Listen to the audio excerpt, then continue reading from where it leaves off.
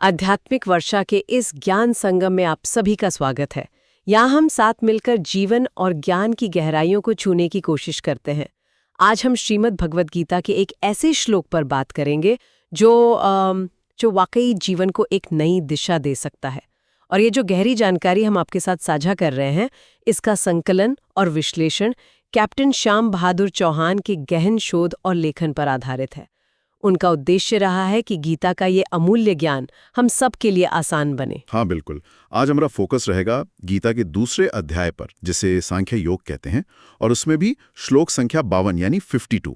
तो आज हम कोशिश करेंगे कि इस श्लोक का जो असली मतलब है, जो मर्म है, उसे समझें, अलग अलग नजरिए से देखें, और ये भी कि आज की हमारी जो ये भागदौड़ वाली जिंदगी है उसमें ये कैसे फिट बैठता है ना। हाँ, और इस श्लोक पर आने से पहले वो माहौल याद करना जरूरी है। कुरुक्षेत्र का मैदान है। अर्जुन इतना बड़ा योद्धा, अपने ही लोगों को सामने देखकर वो हिम्मत हार गया, कंफ्यूज्ड है। बिल्कुल, हथियार डालने को तैयार। हाँ, और तब भगवान कृष्ण, जो उनके सारथी भी हैं और गुरु भी, वो उन्हें समझाते हैं कर्म के बारे में, ज्ञान के बारे में। तो ये जो श्लोक है, ये उसी बातचीत का एक बहुत बहुत जरूरी हिस्सा है। अर्जुन का जो दुख है, जो मोह है, उसे मिटाने का एक रास्ता दिखाता है ये। चलिए तो फिर सीधे श्लोक पर ही आते, मैं इसे पढ़ने की कोशिश करती हूँ, ध्यान से सुनिएगा।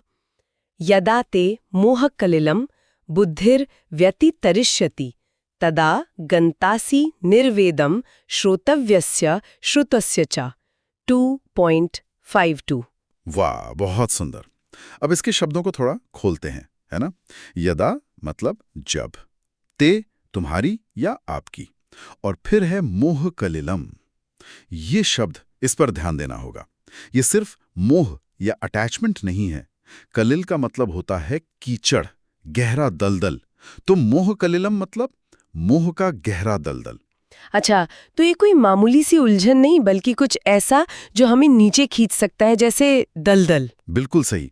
फिर है बुद्धि, हमारी समझ, विवेक, जो सही गलत में फर्क करने की ताकत देती है। व्यतितरिष्यति मतलब पूरी तरह से पार कर जाएगी, लांग जाएगी। तो जब हमारी बुद्धि, हमारा विवेक इस मोह के दलदल को पार कर लेगा, तब। हाँ, तदा तब गंतासी तुम प्राप्त करोगे। और क्या प्राप्त करोगे? निर्वेदम। निर्वेद, इसका मतलब अक्सर वैराग्य या उदासीनता समझा जाता है। हाँ, वो एक मतलब है, पर इसका गहरा अर्थ है वेदना से परे हो जाना। मतलब एक ऐसी मानसिक स्थिरता आ जाना जहां बाहर चाहे कुछ भी हो रहा हो, अंदर शांति बनी रहे, दुख सुख से परे की अवस्था एक तरह से। ये तो बहुत गहरा है। इस मोह के गहरे दलदल को पूरी तरह से पार कर लेगी, तब आप सुने हुए यानी अतीत और सुनने योग्य यानी भविष्य के बारे में जो चिंता है, जो उथल पुथल है, उससे पूरी तरह ऊपर उठ जाओगे, स्थिर हो जाओगे, मतलब निर्वेद को पालोगे। एकदम सही समझा आपने, यही इसका भाव है। और ये श्लोक ना अर्जुन को, और सच कहें तो हम सबको एक भरोसा दिलाता है कि देखो, जब तुम्हारी समझ जागेगी, विवेक काम करने लगेगा, तो ये जो मन का कंफ्यूजन है, ये जो मोह का कीचड़ है, वो अपने आप हटने लगता है। मतलब हल हमारे अंदर ही है। बिल्कुल। और तब इंसान जो है वो इन मानसिक खींचतान से, द्वंद्वों से ऊपर उठ जाता है और सच्ची शांति और आत्मज्ञान की तरफ बढ़ता है। ये बात तो है। और ये देखना भी बड़ा दिलचस्प है कि कैसे अलग अलग समय के महान चिंतकों ने, ज्ञानियों ने इसी एक श्लोक को अपने अपने तरीके से देखा है, समझाया है। उससे शायद हमें इसकी और परतें खोलने में मदद मिले। हाँ जरूर।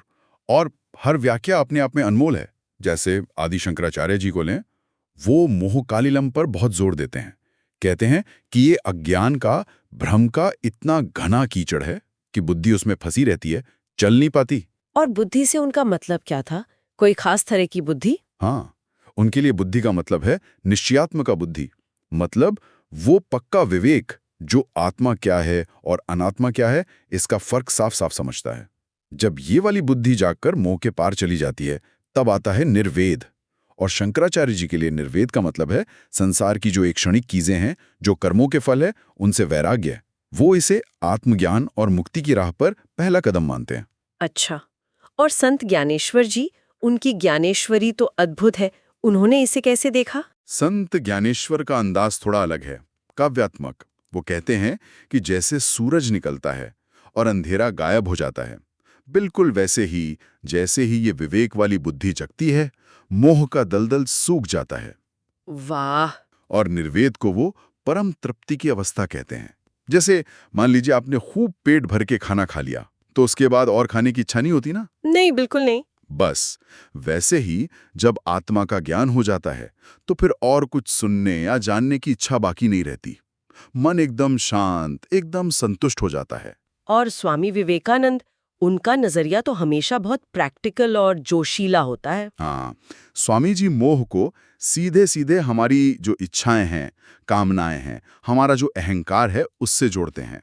कहते हैं कि जब तक बुद्धि इन चीजों में फंसी है, हम कमजोर हैं, और उनके लिए निर्वेद का मतलब भागना या सुस्त हो जाना नहीं है। तो फिर क्या है? उनके लिए निर्वेद है मानसिक दृढ़ता, अपने पैरों पर खड़े होने की ताकत, एक ऐसी भीतरी मजबूती कि बाहर के हालात या दूसरों की बातें आपको आसानी से हिला ना सकें। मन की यही स्थिरता, वो कहते हैं, योग की नींव है।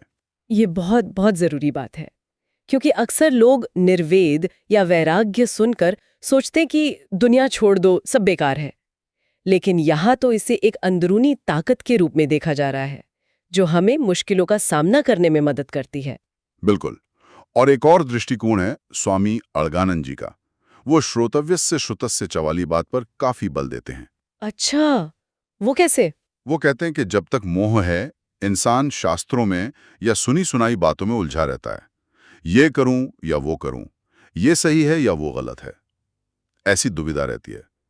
लेकिन जब मोह का दलदल पार हो जाता है, बुद्धि एकदम साफ हो जाती है, तब इंसान को बाहर से पूछने की जरूरत नहीं पड़ती कि क्या करना है।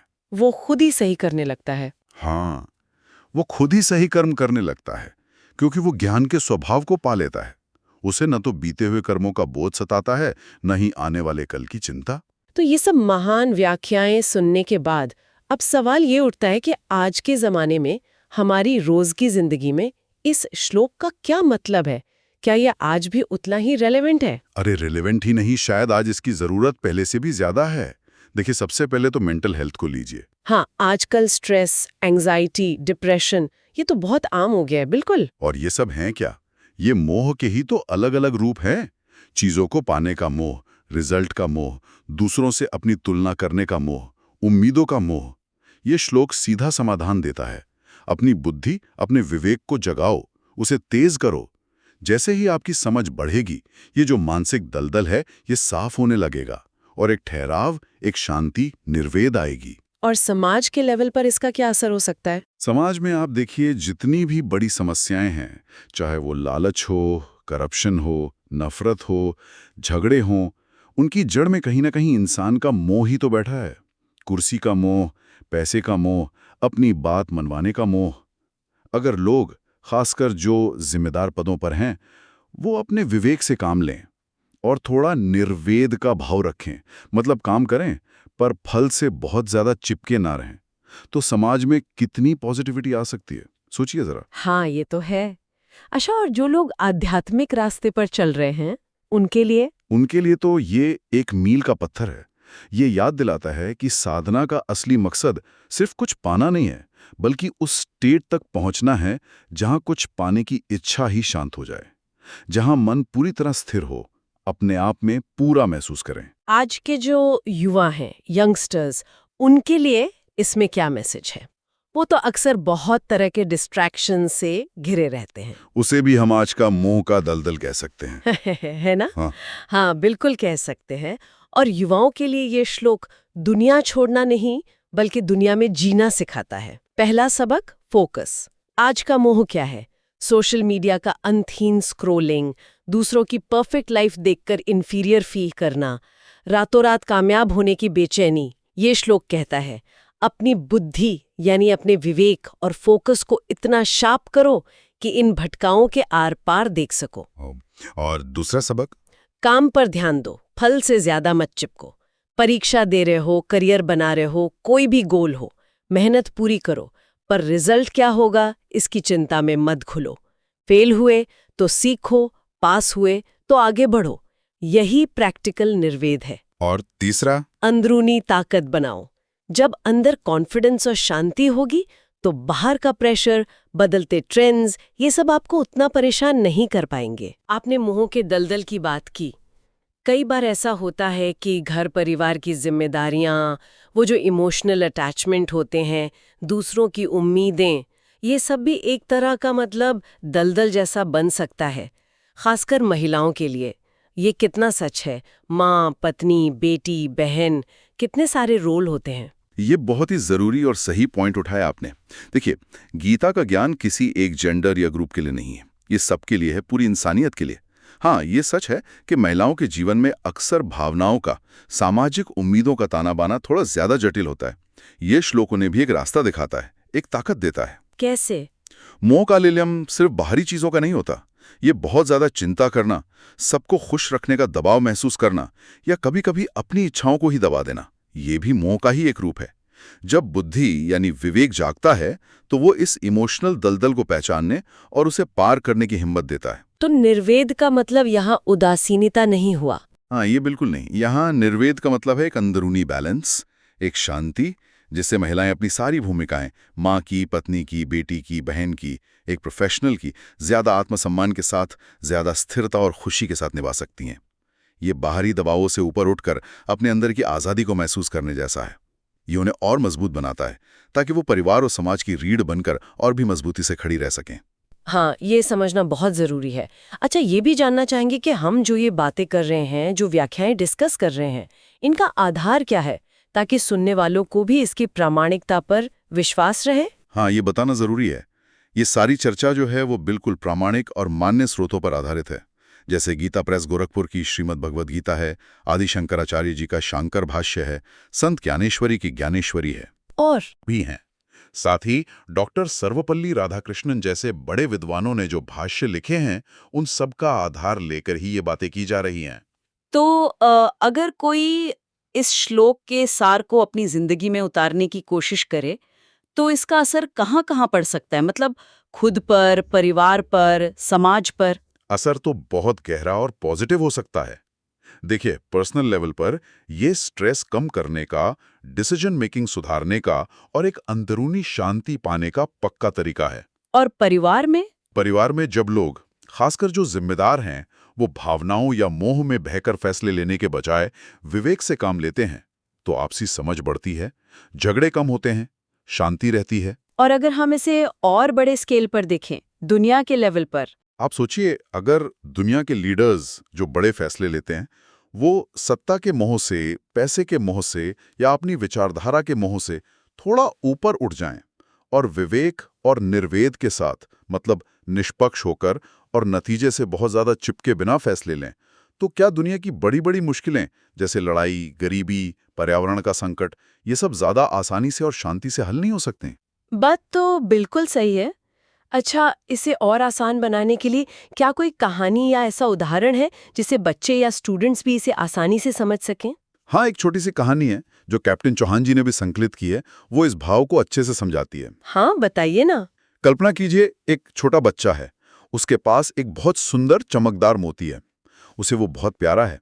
खेलते खेलते क्या होता है कि वो मोती उसके हाथ से फिसल जाता है और पास में ही एक कीचड़ का गड्ढा है, उसमें गिर जाता है। हाँ, बच्चा परेशान हो जाता है, रोने लगता है। और सीधे कीचड़ में हाथ डाल देता होगा। हाँ बिल्कुल, सीधे कीचड़ में हाथ डालकर मोती निकालने की कोशिश करता है।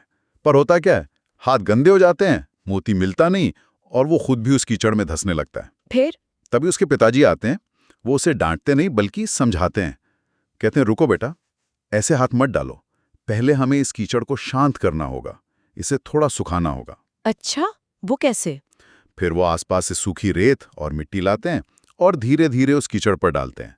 थोड़ी देर में क्या होता है, कीचड़ स्थिर होने लगता है, पानी सोख लेता है, थोड़ा सख्त हो जाता है और फिर? वो चमकदार मोती ऊपर ही साफ साफ दिखने लगता है। बच्चा आराम से उसे उठा लेता है और फिर जो उसे खुशी होती है। वाह, ये तो बहुत ही अच्छी कहानी है और इसका मतलब भी बहुत गहरा है ना? बिल्कुल, यहाँ जो बच्चा है वो हमारा मन है, मोती है हमारा लक्ष्य या कोई भी अच्छी चीज, जैसे पढ़ाई में अच्छा करना, कोई हुनर सीखना, अच्छा व्यवहार। और वो कीचड़ का गड्ढा, वो है मोहे का दलदल, मोह का दलदल। एकदम सही। ये किसी भी चीज का हो सकता है।